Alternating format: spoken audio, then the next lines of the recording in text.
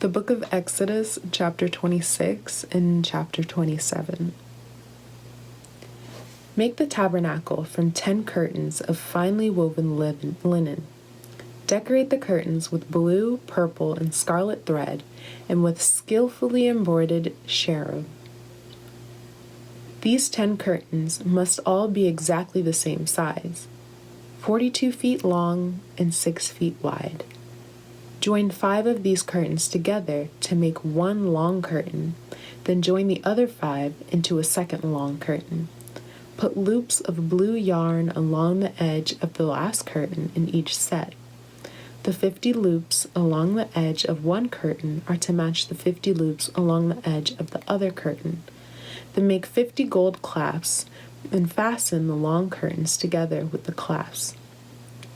In this way, the tabernacle will be made of one continuous piece.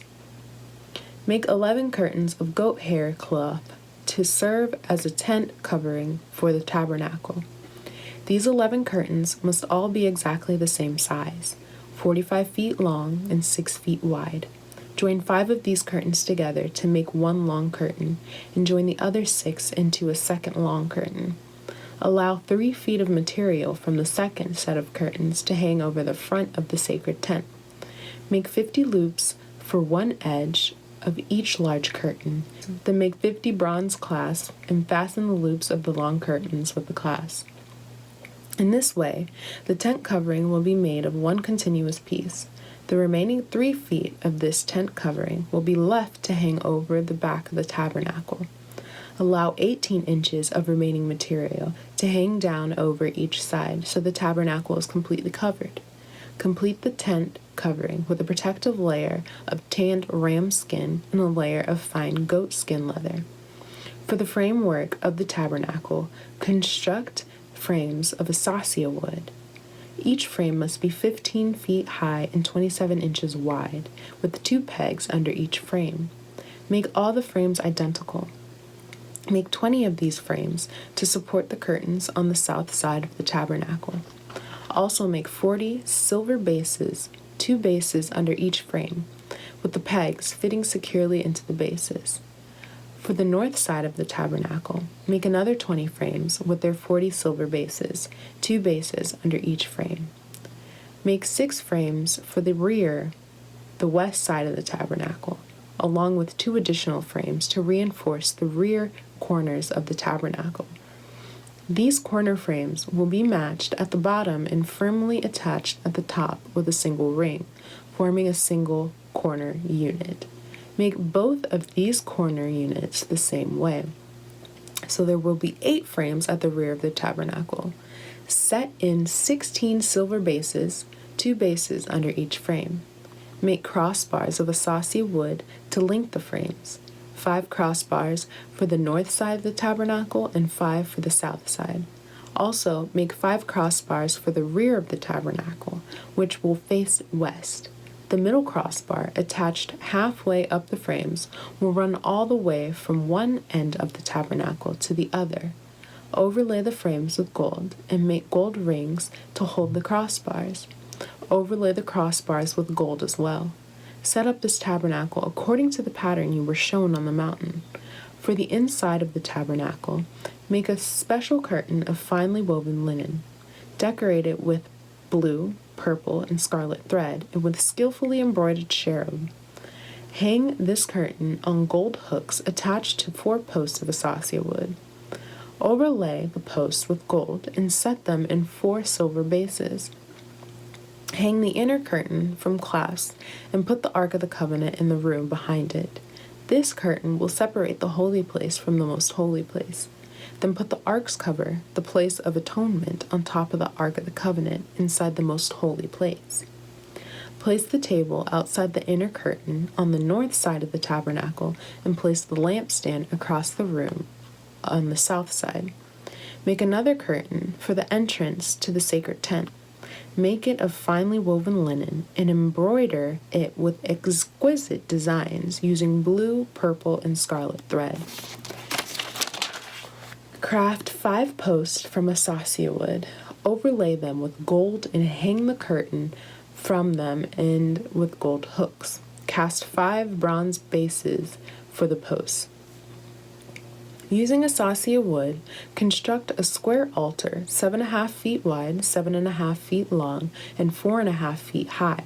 Make horns for each of its 4 corners so that the horns and altar are all one piece. Overlay the altar with bronze.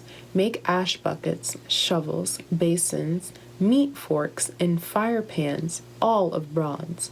Make a bronze grating for it and attach 4 bronze rings at its 4 corners. Install the grating halfway down the side of the altar under the ledge. For carrying the altar, make poles from acacia wood and overlay them with bronze. Insert the poles through the rings on the 2 sides of the altar. The altar must be hollow, made from planks. Build it just as you were shown on the mountain. Then make the courtyard of the tabernacle, enclosed with curtains made of finely woven linen. On the south side, make the curtains 150 feet long. They will be held up by 20 posts set securely in 20 bronze bases. Hang the curtains with silver hooks and rings. Make the curtains the same on the north side, 150 of curtains held up by 20 posts set securely in bronze bases. Hang the curtains with silver hooks and rings. The curtains on the west end of the courtyard will be 75 feet long, supported by 10 posts set in 10 bases. The east end of the courtyard, the front, will also be 75 feet long. The courtyard entrance will be on the east end, flanked by 2 curtains. The curtain on the right side will be 22.5 feet long, supported by 3 posts set in 3 bases. The curtain on the left side will also be 22.5 feet long, supported by 3 posts set into 3 bases. For the entrance of the courtyard, make a curtain that is 30 feet long. Make it from finely woven linen and decorate it with beautiful embroidery in blue, purple, and scarlet thread. Support it with 4 posts, each securely set in its own base. All the posts around the courtyard must have silver rings and hooks and bronze bases. So the entire courtyard will be 150 feet long and 75 feet wide, with curtain walls 7.5 feet high made from finely woven linen. The bases for the posts will be made of bronze. All the articles used in the rituals of the tabernacle, including the tent pegs used to support the tabernacle and the courtyard curtains, must be made of bronze. Command the people of Israel to bring you pure oil of pressed olives for the light, to keep the lamps burning continually. The lampstand will stand in the tabernacle in front of the inner curtain that shields the Ark of the Covenant. Aaron and his sons must keep the lamps burning in the Lord's presence all night. This is a permanent law for the people of Israel, and it must be observed from generation to generation. The book of Matthew, chapter 25, verses 1 through 30. Then the kingdom of heaven will be like 10 bridesmaids, who took their lamps and went to meet the bridegroom.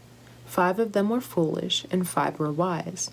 The 5 who were foolish didn't take enough olive oil for their lamps, but the other 5 were wise enough to take along extra oil. When the bridegroom was delayed, they all became drowsy and fell asleep. At midnight they were roused by the shout, "Look, the bridegroom is coming! Come out and meet him!" All the bridesmaids got up and prepared their lamps. Then the 5 foolish ones asked the others, "Please give us some of your oil, because our lamps are going out." But the others replied, "We don't have enough for all of us. Go to a shop and buy some for yourselves." But while they were gone to buy oil, the bridegroom came. Then those who were ready went in with him to the marriage feast, and the door was locked. Later, when the other 5 bridesmaids returned, they stood outside calling, "Lord, Lord, open the door for us." But he called back, "Believe me, I don't know you. So you, too, must keep watch, for you do not know the day or hour of my return." Again, the kingdom of heaven can be illustrated by the story of a man going on a long trip. He called together his servants and entrusted his money to them while he was gone. He gave 5 bags of silver to one, 2 bags of silver to another, and 1 bag of silver to the last, dividing it in proportion to their abilities. He then left on his trip. The servant who received the 5 bags of silver began to invest the money and earned 5 more. The servant with 2 bags of silver also went to work and earned 2 more. But the servant who received 1 bag of silver dug a hole in the ground and hid the master's money. After a long time, their master returned from his trip and called them to give an account of how they used his money. The servant whom he had entrusted the 5 bags of silver came forward with 5 more and said, "Master, you gave me 5 bags of silver to invest, and I have earned 5 more." The master was full of praise. "Well done, my good and faithful servant. You have been faithful in handling this small amount, so now I will give you many more responsibilities. Let's celebrate together." The servant who had received the 2 bags of silver came forward and said, "Master, you gave me 2 bags of silver to invest, and I have earned 2 more." The master said, "Well done, my good and faithful servant. You have been faithful in handling this small amount, so now I will give you many more responsibilities. Let's celebrate together." Then the servant with the 1 bag of silver came and said, "Master, I knew you were a harsh man, harvesting crops you didn't plant and gathering crops you didn't cultivate. I was afraid I would lose your money, so I hid it in the earth. Look, here is your money back." But the master replied, "You wicked and lazy servant.